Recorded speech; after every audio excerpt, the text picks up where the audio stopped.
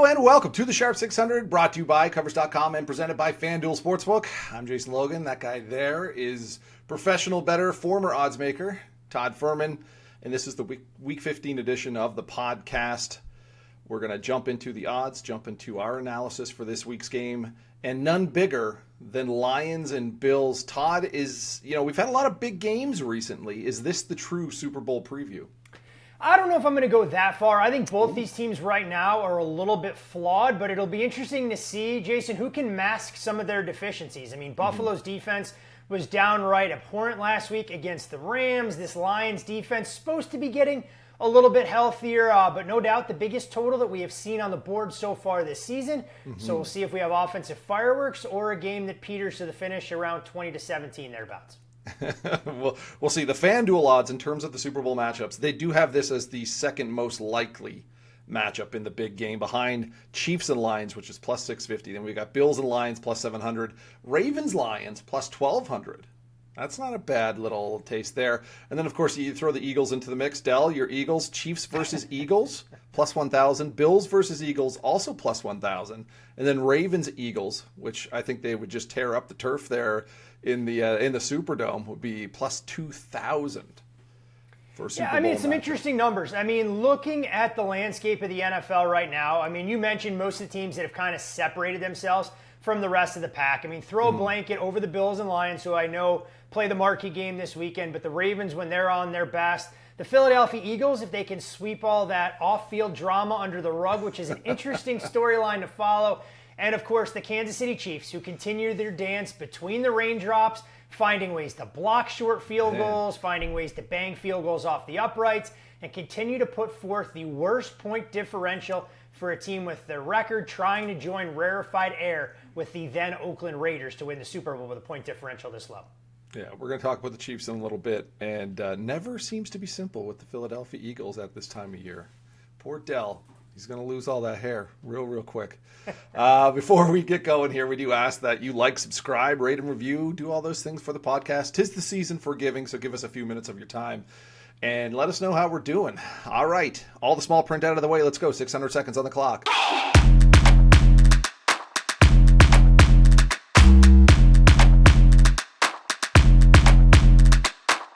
All right, Todd, just 2 weeks until showtime, December 25th, which means the holiday shopping season is jumping right now. I'm curious, is your holiday shopping kind of style, is it very much like your betting where you like to get in early, you like to look for value? Are you the guy that's just grabbing what he can get here the last second?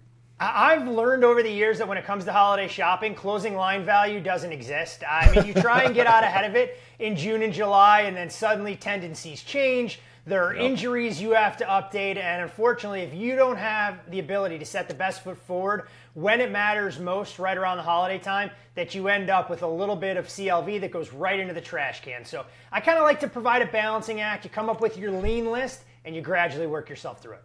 All right, I was wondering because you're very smart sports bettor here.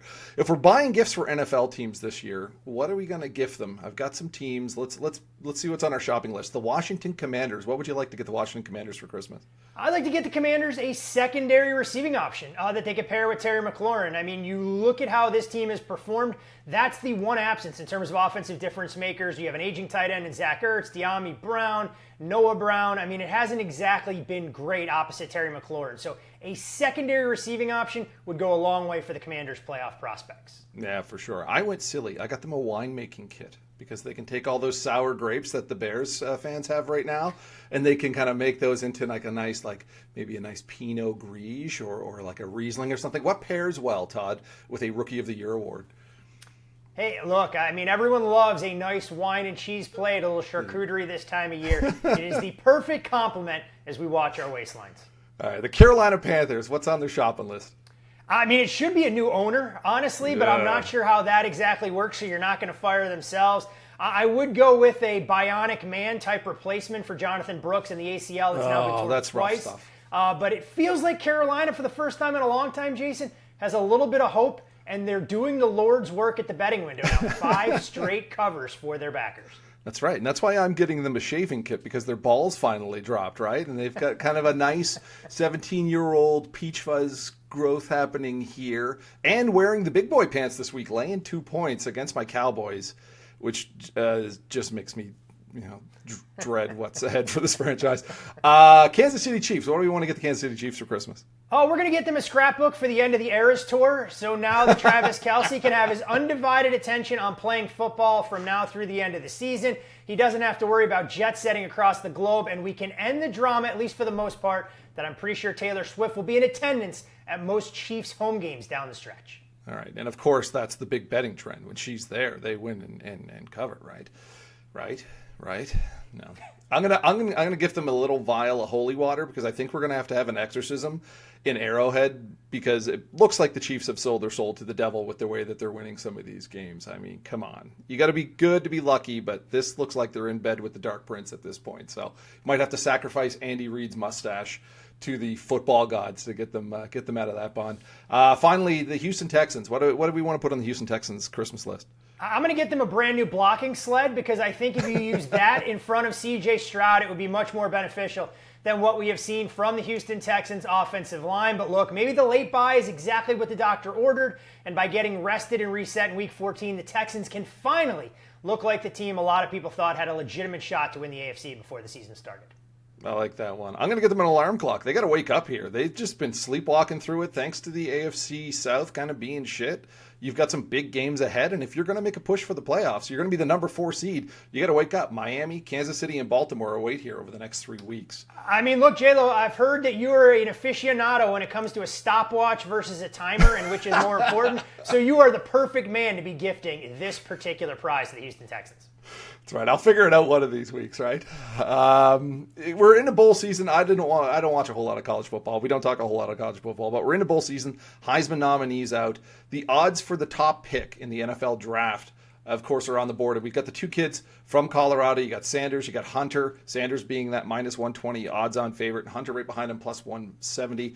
Do these odds, are these accurate, or are these more Colorado hype like we've seen over the last 2 years?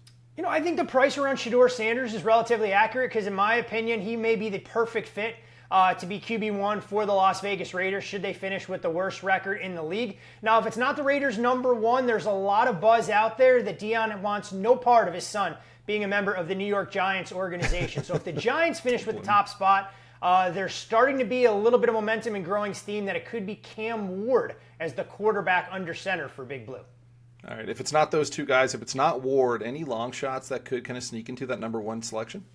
I just don't see it. I know quarterback out of Penn State, Drew Aller, is going to come back most likely. If he declared for the draft, maybe there'd be a path, but I think it's Shedeur Sanders number 1. And until we see a quarterback not come off the board first for all these quarterback-needy franchises, just a tough sell. All right, Todd, we get another good Thursday night football game. We were pretty good last Thursday as well, too. I think we swept the board, which might have been the only bets that we got right there last week. But Rams and Niners, what do you like in this one? I don't even know why we have to watch the game, because if the betting market's any indication, Jason, the 49ers win this game going away. I mean, they opened 1.5. They're now out to 3 as we record here. Ironically enough, the same number that the 49ers closed in terms of being favored against the Bears last week. Tough handicap, because it's a de facto elimination game for these 2 teams. The one thing we've seen from Sean McVay in December is where he knows money is made. 23-10-1 against the number during this particular month. Lean Kyron Williams under 18.5 carries in the prop market. Yeah, and very good on a short week. I think he's like 8-1 during his career on short turnaround. And of course he wants to stick it to Kyle Shanahan, right? For me, I'm going to go with the tight end for the Niners. I'm going to go George Kittle. It's a primetime game. You got to go with Kittle. I'm going to go over 4.5 receptions. It's minus 102. Brock Purdy, very, very good against zone coverage. The Rams play a ton of zone coverage, and when your QB's good versus zone, your players are probably going to be pretty good versus zone. And Kittle, the number 1 tight end at PFF versus zone coverage. This is a guy who stepped up big time with Brandon Ayuk going down. He's had 6 catches in 4 of his last 6 games. He had a monster game against Chicago. I like him to shine bright on primetime again and get it done here, putting up 5 or more catches. The CEO of Tight End Inc. Let's get it done in primetime. All right, Todd, time for some touchdown anytime bets here in Week 15. I'll get the ball rolling. I'm going back to the well with T. Higgins. Didn't get in, snapped a 3 touchdown game streak against Dallas. Now his price up to plus 165, but he's taking on a Titans team that outside of, not giving up plays to the juggernaut of Mac Jones, they've given up 7 passing touchdowns to the last 3 teams who had quality QBs, and no QB more quality than Joe Burrow right now. I like Higgins. They're going to double chase. Higgins is going to have a good matchup against a secondary for the Titans that is running thin right now. So Higgins plus 165. Now, I forced myself begrudgingly to watch that Titans-Jaguars game, and that's 3 hours of my life, J-Lo, that I'm never getting back anytime soon.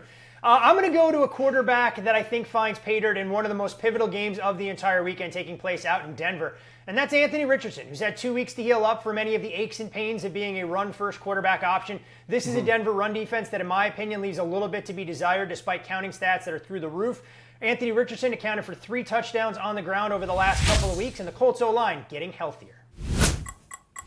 It's 2-minute drill time, and that means best bets for Week 15. I'll tee us off here. I'm going with Seattle, +3, -115 at home. I got to channel my inner Shaquille O'Neal here and say, owe you an apology, Seattle. I really wasn't familiar with your game. They put my best bet of Week 14 in a box, blew away Arizona. Their 4th straight win. I'm not overly impressed with the win streak, but I am impressed with this defense, really picking up on Mike Macdonald's schemes in the second half of the season here in the Packers, now traveling for the 2nd straight week. Potential letdown off the Lions game. If you look at their recent wins, though, they've either had close games against bad teams or kind of beat teams in bad situational spots. I like the points at home at Seattle.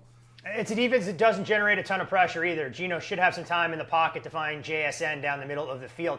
I'm going to go to a team that I already mentioned a little bit earlier and back the Indianapolis Colts plus the points. High leverage game for 2 teams. A rookie quarterback against the sophomore. We'll see which offensive-minded head coach comes in with a better game plan. But I think the Colts can do enough to run the football, find success here, and at least throw some looks at Bo Nix that he hasn't been familiar with. I think this game can get loose, but I like the Colts plus the 4. Yeah, sneaky big game. I'm going with Joe Mixon, Houston running back, to go over 19.5 receiving yards, -114 out there right now. Houston coming off the bye, and that means Mixon's going to have some fresh legs, and he's always a dual threat to catch the ball. He's been big in this passing game the past 3 weeks. 20 totals, 13 receptions, a collective 129 yards in the last 4 games. He faces a Finns defense that has allowed the 10th most receiving yards to running backs, have given up some big gains to running backs through the air too, 38, 40, 74 yards receiving to running backs. I like Mixon here to go over 20. Keystone State Showdown, and I'm going to say that points are tough to come by, especially early on in the game between the Eagles and Steelers. I'll go under 21.5 in the first half. We look at Philadelphia. Their offensive woes early in games well documented. The Steelers not much better. But with George Pickens doubtful, this Steelers offense loses their big play threat. Much more methodical moving the ball down the field. We saw Russell Wilson really struggle with his average depth of target last week. The one thing that concerns me is all the off-field drama between Jalen Hurts and A.J. Brown. But I still think the Eagles run first and play to a lower scoring first 30 minutes. Is it a squeaky wheel gets the grease situation with A.J. Brown? Are we looking? Is there any value to A.J. Brown props this week? It could be the case. I would not bet him under this week, let's put it that way. Even if he's force-fed as a target, much to the chagrin of producer Dell. Poor Dell. I did take the Steelers plus 5.5. It's Tomlin getting points, man. Come on. All right, that is the Horn on 600 Seconds. Big thanks to Dell, who's going to cut me off right now because I bet against his Eagles. Big thanks to Todd, FanDuel, of course. A big thank you to you for tuning in and listening each single week. As we do each time we sign off, we ask that you like, subscribe, rate, review the podcast. Let us know what you're thinking. Great time to subscribe to the Covers YouTube channel right now. It's bowl season. We got the NFL home stretch, and then those Christmas Day games for NBA are always fun, and those are coming up soon. Todd, give me some final words of wisdom for Week 15. You didn't think I was going to let you get off the hook entirely by bearing the lead for what we saw transpire Monday night now, did you, J-Lo? I just wanted your quick, 30-second assessment of the Cowboys not being able to execute on special teams and maybe knocking Leon Lett out of the iconic Dallas Cowboys highlight when it comes to special teams miscues. So the floor is yours. You have as long as you'd like to defend the Dallas Cowboys' ineptitude when they snatch defeat from the jaws of victory. That is exactly where my brain went, was Leon Lett sliding on in there. I've washed my hands of this team very, very, very much already. Very early into the season. Here's the good thing is that, Micah Parsons says he wants Mike McCarthy back next year, so you get to relive this entire experience yet again. So be excited as a and they'll need to pay him and then not be able to bring in any additional talent. So it's just, it's awesome. It's a Groundhog Day in Dallas. All right, we will return next Wednesday for the Week 16 podcast. But until then, best of luck with your bets.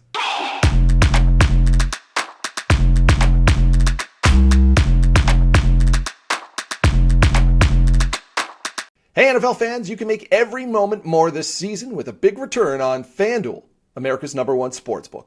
So when you get a hunch in the middle of a game, you can check out the latest stats, view live play-by-play, and so much more on the same page where you place your bets. You'll get started with $200 in bonus bets guaranteed when you place your first $5 bet. Never waste a hunch at FanDuel, an official sportsbook partner of the NFL. Must be 21 plus and present in select states, or 18 plus and present in DC. First online real money wager, only $5 first deposit required. Bonus issued as non-withdrawable bonus bets, will expire 7 days after receipt. Restrictions apply. See terms at sportsbook.fanduel.com. Gambling problem? Call 1-800-GAMBLER or visit fanduel.com/RG. Call 1-888-789-7777 or visit ccpg.org/chat in Connecticut or visit mdgamblinghelp.org in Maryland. Hope is here. Visit gamblinghelplinema.org or call 800-327-5050 for 24/7 support in Massachusetts, or call 1-877-8-HOPE-NY or text HOPE-NY in New York.